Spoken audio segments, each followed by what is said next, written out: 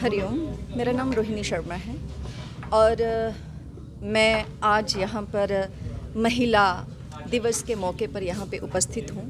अभी मेरी प्यारी बहनें ये बयान दे रही थी कि बापूजी के लिए कि कितने पूज्य गुरुदेव के ऊपर अत्याचार हो रहे हैं। मैं अपना व्याख्यान शुरू करूं, मैं अपनी बात आप सबके सामने रखूं। सबसे पहले मैं आप लोगों का बहुत बहुत धन्यवाद करती हूं, क्योंकि मीडिया जो है ये किसी भी देश की प्रगति के लिए चौथा स्तंभ माना जाता है। 3 स्तंभ साथ हों तो कोई कार्य नहीं बनता जब तक चौथे स्तंभ की सपोर्ट ना हो। इसलिए आपका बहुत बहुत धन्यवाद है कि आप यहाँ पर हमारी बात सुनने के लिए आए।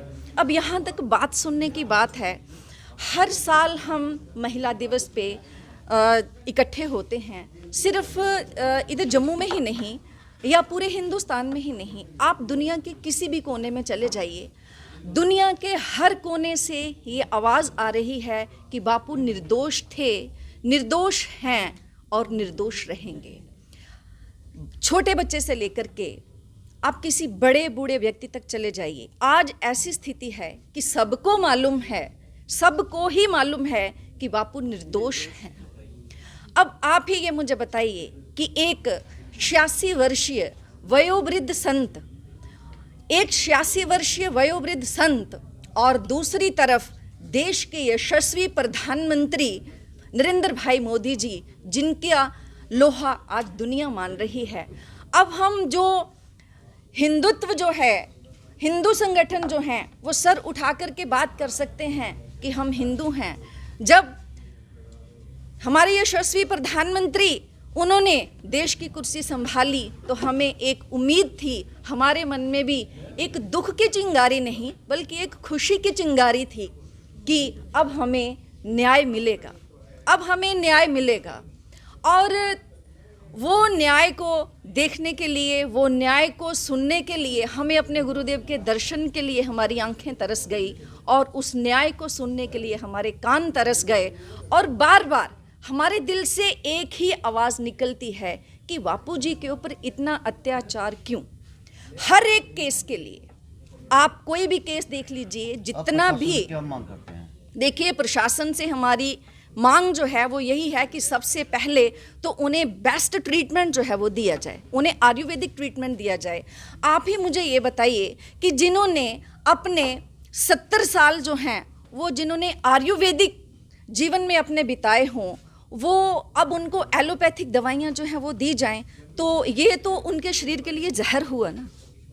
अब एक बात यहाँ पे सामने सामने दिखाई देती है कि इतनी देर से एक दिन के लिए भी गुरुदेव को पैरोल जो है वो नहीं मिली। एक भी दिन के लिए, मतलब 11 साल 5 महीने हो गए और ऐसा क्या कारण है कि उनको एक भी दिन के लिए पैरोल नहीं थी। इवन के आश्रम में इतना इतना कुछ हुआ, माता जी इतनी बीमार रहीं, दीदी की सेहत बीच में ठीक नहीं रही, और यहाँ तक बापूजी की बात है, इस 86 साल की उम्र में उनको हार्ट ब्लॉकेज 99%, 90%, 75% और इतना उनको मतलब रक्तस्राव, वो एनीमिया से पीड़ित हैं। अब हमारे देश की सरकार क्या चाहती है हम नहीं जानते, लेकिन हाँ, कहीं ना कहीं दिल से हमें, हमारा दिल गवाही देता है कि हमारे साथ ये बेइंसाफ़ी हो रही है।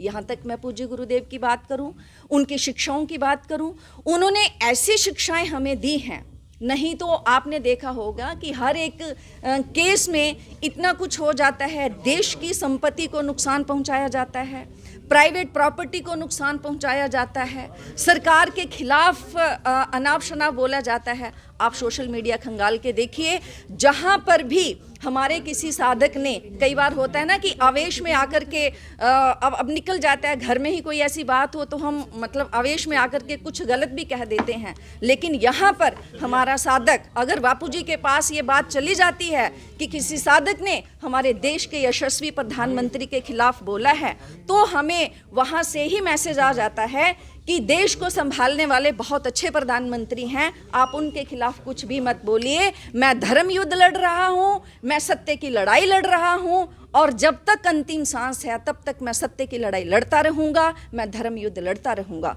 आप सोशल मीडिया खंगाल के देखिए, बापू जी ने बार बार ये कहा है कि मैं, क्योंकि उनको आभास हो रहा था, जेल में जाने से पहले ही उनको आभास हो रहा था कि मेरे साथ कुछ गलत होने वाला है।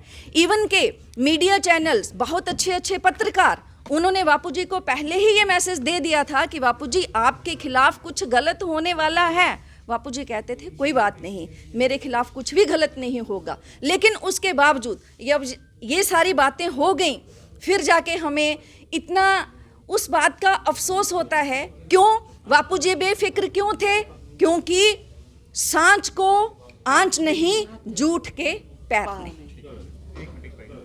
तो हमारी ये बार बार यही गुजारिश है सरकार के आगे, यही करबद्ध निवेदन है, क्योंकि हमें बापू जी ने वो शिक्षाएं दी हैं। बापू जी ने ये नहीं सिखाया कि आप किसी देश की संपत्ति को तोड़ो। हालांकि बापू जी के 8 करोड़ साधक हैं, 8 करोड़ साधक हैं, बहुत बड़ी संख्या में हैं, लेकिन फिर भी हमें ये फक्र होता है, अभिमान है अपने गुरुदेव की शिक्षाओं पर कि उन्होंने ऐसी हमें शिक्षाएं दी। हम शांतिपूर्वक पिछले 11.5 वर्षों से शांतिपूर्वक हम जो है वो अपनी बात रख रहे हैं। सरकार के आगे हम अपनी रिक्वेस्ट कर रहे हैं, बार बार ये रिक्वेस्ट कर रहे हैं।